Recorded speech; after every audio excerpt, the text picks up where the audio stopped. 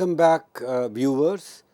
In the first part of the lecture, I gave you an overview of classical realism, mainly as propounded by Thucydides, Machiavelli, Hobbes and Morgenthau, and I also discussed strategic realism as given by Schelling. We have seen how survival and prosperity of nations, according to classical realism, according to Machiavelli, are the core concerns and core values of states, of international relations. So, classical realism is both a political and ethical approach.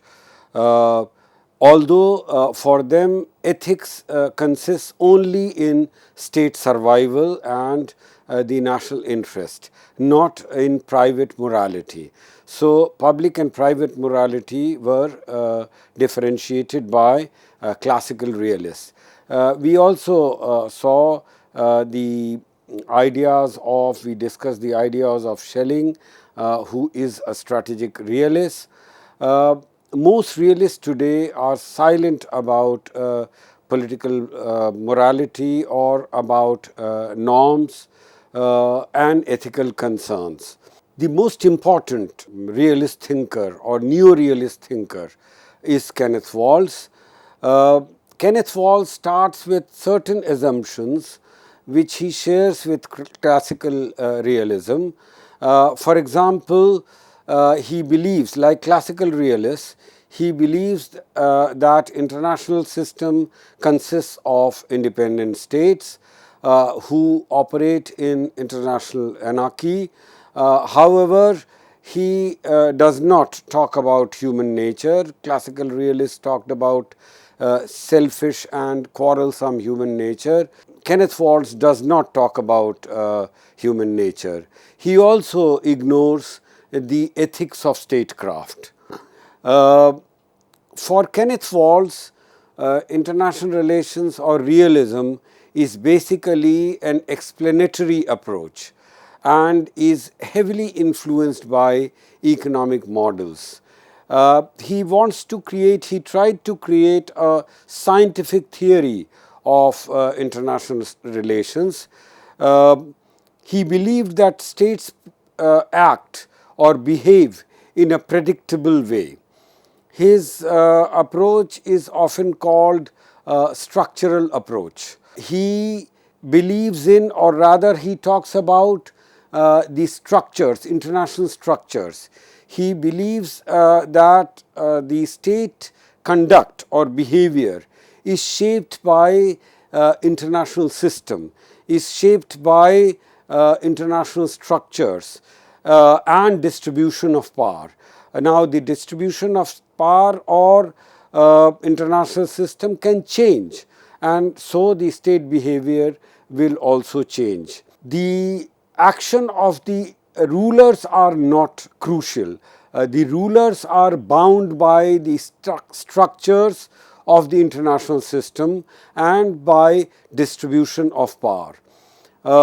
He talks about decentralized structure of anarchy between states. On the one hand, states are alike in all basic respects. All states have armed forces. All states collect taxes. All states try to maintain order within their territory. However, although in their functions they are all alike, but they differ in their capabilities to perform these functions. So, not all states have equal capability to perform the functions which are otherwise common among all states. International change, according to Waltz, occurs when great powers rise and fall and the balance of power shifts. So, Kenneth Waltz basically talks about international system, talks about structures, talks about the correlation of power, and he talks about rise and fall of great powers. He talks about, since his main focus is international system and structure, he has two types of systems in mind. One is bipolar system and the other is multipolar system.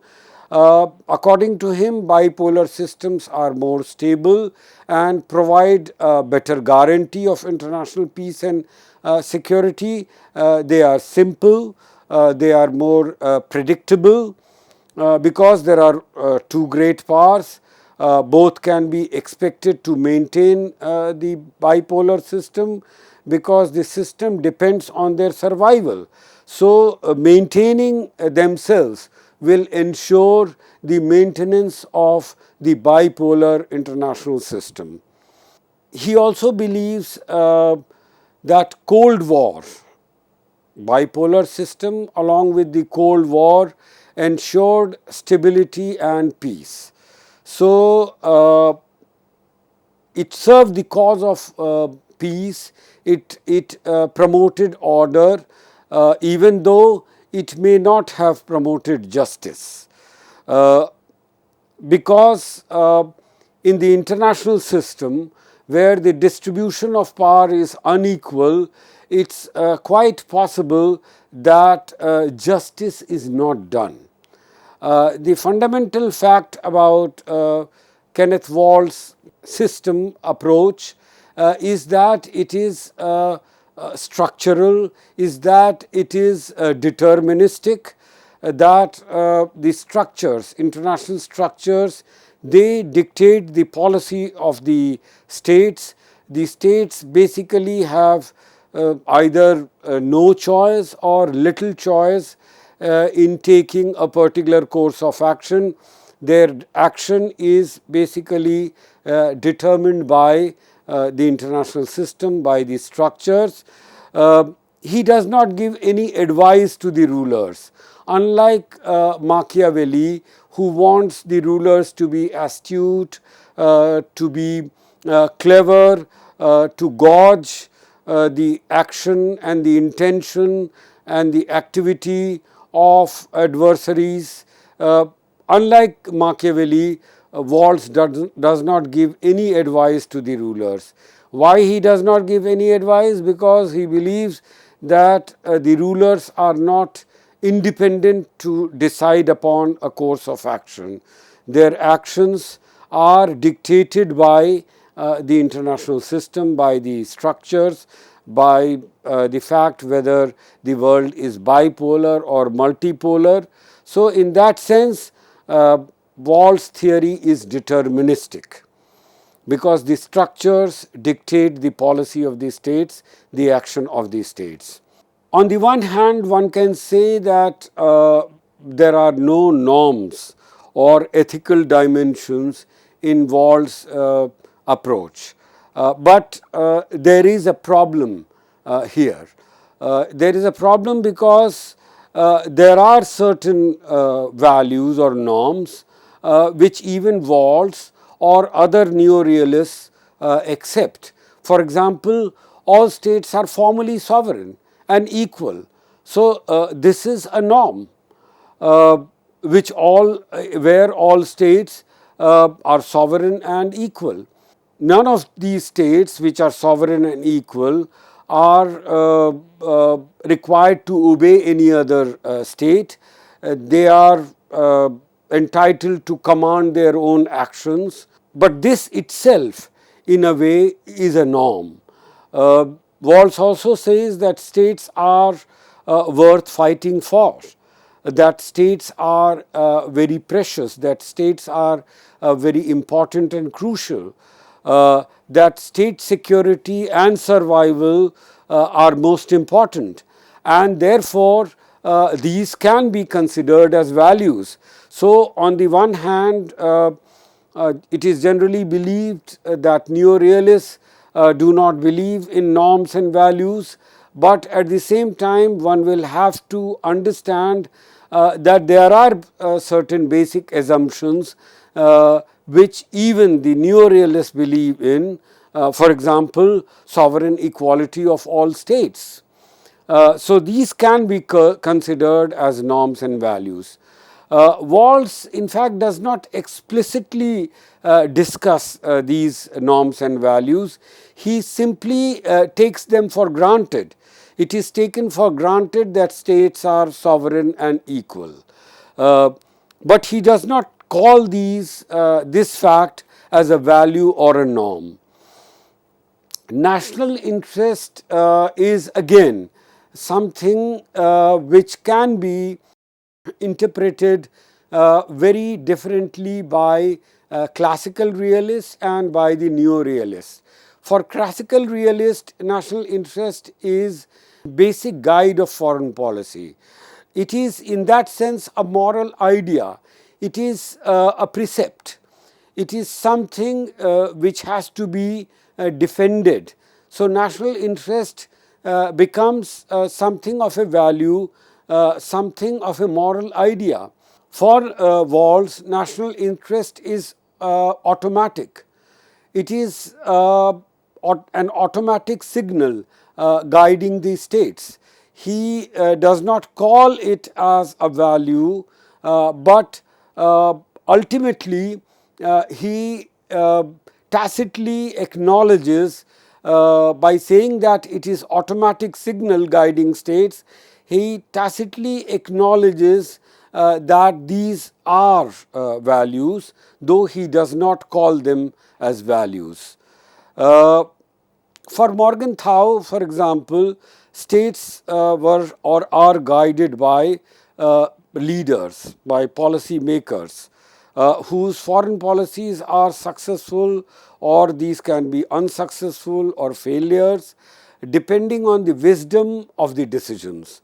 So Morgenthau would grant some ability to take decision to the rulers. He would say that their wisdom is something which may lead to success or failure of their actions. Walls sees states as robots.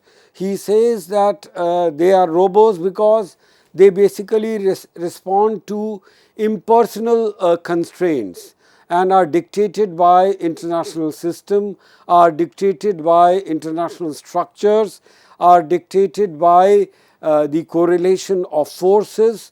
They do not independently act as per the wishes of their leaders or rulers. The role of great powers is another important concern, both of the classical realists as well as neo-realists.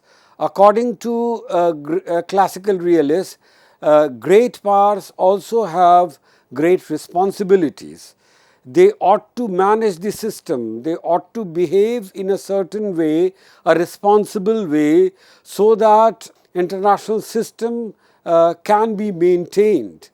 If they fail to maintain international order, then basically it means that they are not performing their responsibilities. So this is the idea of classical realists. On the other hand, Walls believes that great powers have a great stake in the system in which they live, that this system is both possible and is worthwhile. He does not talk about great responsibilities of the great powers. He does not say that they ought to act in a way to maintain international order. He basically says that it is in their interest to maintain the system. So they have a stake in the system, and this is something which is possible as well as worthwhile. Walls ultimately values international order. It does not mean that Walls' neo-realism has no faith in international order. They say that international order is important, but they also believe that international order can be better achieved in a bipolar system rather than in a multipolar system, because in a bipolar system there is more clarity, there is more predictability, there are two powers, both would like to maintain the system because it suits their national interest. So, summarizing Waltz, one can say that there is a scientific explanation of international politics in the writings of Kenneth Waltz. But at the same time, despite all his claim to be scientific, to be bereft of any values, norms, or ethical concerns, one can still see that there are certain implicit normative assumptions. As I said, one of the foremost normative assumption is that all states are sovereign and equal. So, this is a basic assumption, a normative assumption, although it is not explicitly mentioned in the writings of Waltz, but it can be seen, it is there, one cannot escape it, although there is no explicit mention or reference to values or to ethics. Basically, Waltz avoids normative theory, but the assumptions and concepts that he uses can be called normative. And in that sense, this clear distinction between normative, value-laden IR theory and non-normative, value-free IR theory does not hold beyond a point. Neorealism is not very different from classical realism in this sense that there are certain core assumptions, there are certain values which implicitly underlie even neorealism. Ultimately, even scientific inquiry or scientific explanations involve certain basic assumptions, certain givens, certain norms and values. So, scientific inquiry and explanation are also based on certain assumptions, certain norms, and certain fundamental facts. Another important theorist of neorealism is Mearsheimer. He talks about stability, he talks about hegemony. Neorealism, as we have seen as a general theory, was more relevant in the writings of Schelling and Waltz. We saw the world after the end of the Second World War and during the Cold War period, the bipolar Cold War period, when there were two great power blocs, one led by US and the other led by Soviet Union. Kenneth Waltz and before that Schelling's realism is basically strategic realism of Schelling, and neorealism of Kenneth Waltz is, or structural realism of Kenneth Waltz is basically concerned with the Cold War period when the world was bipolar. However, Mearsheimer believes that neorealism can be useful in explaining the post-Cold War historical situations also. So, it was not just useful to understand and explain the Cold War and the bipolar world, but it can be useful to understand and explain the post-Cold War period when the world is no longer bipolar, when multipolarity has become or is becoming the norm. Mearsheimer basically believes in distribution and nature of military power. He believes that it is the distribution of power and nature of military power that are main sources of war and peace. So, in order to understand war and peace, one will have to understand the distribution and nature of military power. The long peace that Kenneth Waltz and other neorealists talked about. That was the peace from 1945, that is the end of Second World War, up to the 1990-91, that is the Soviet disintegration and the end of the Cold War.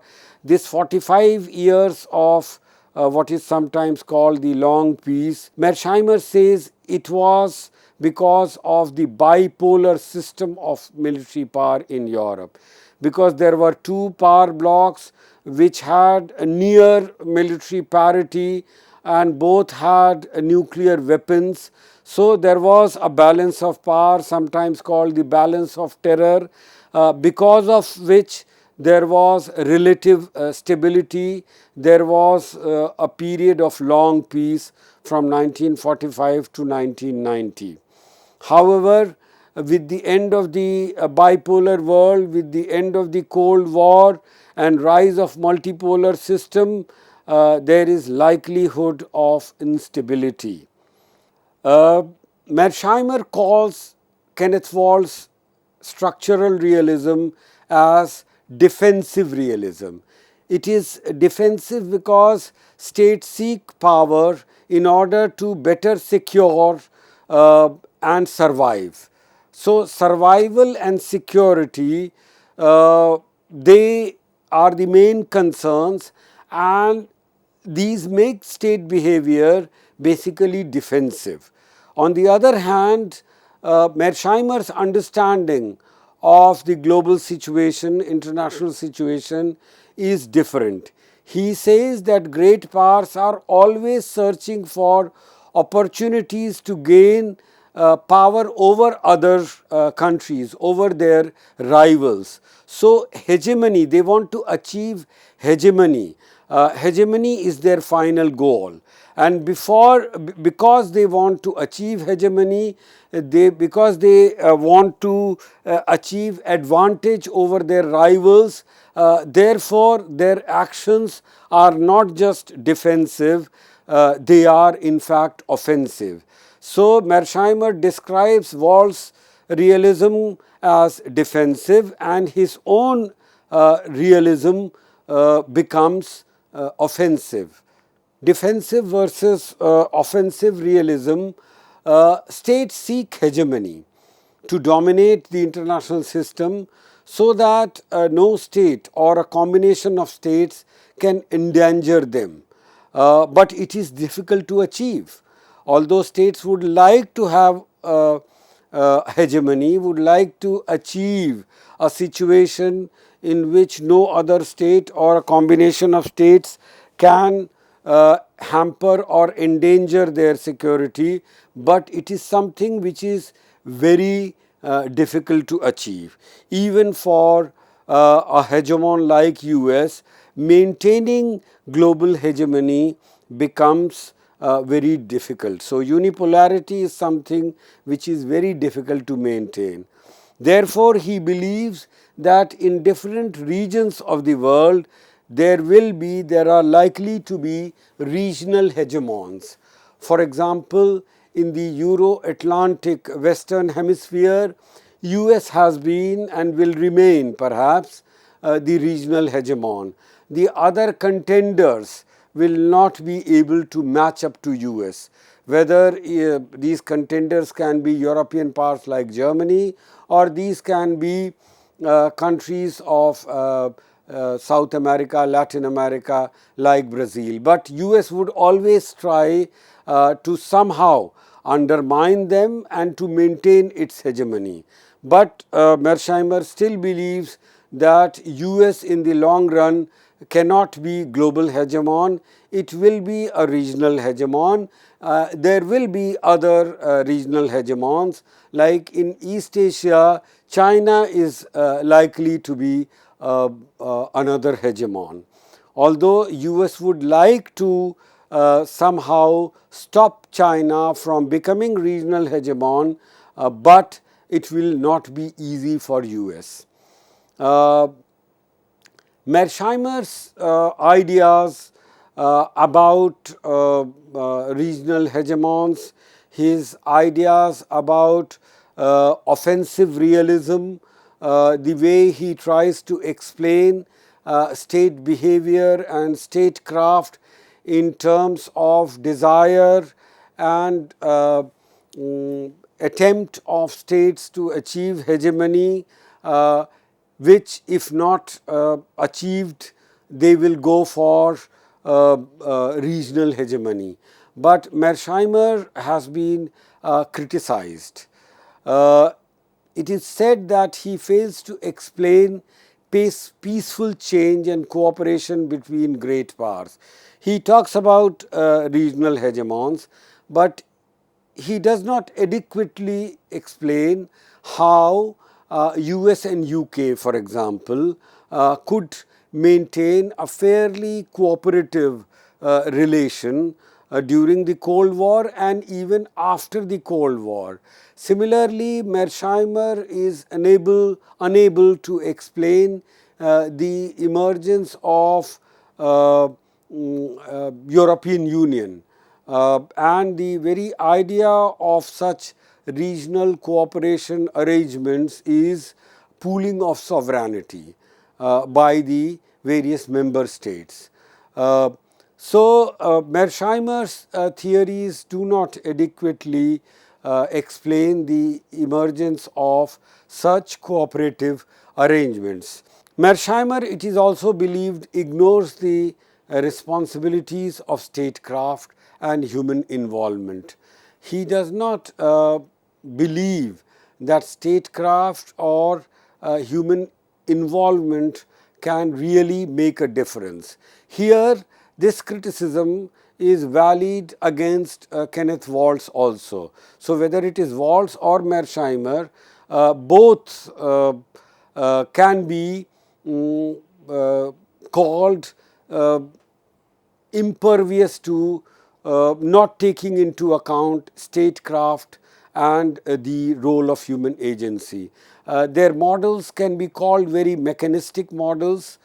So, there are deficiencies in empirical perceptiveness also, because the way you perceive the international system, that perception itself can have its own limitations.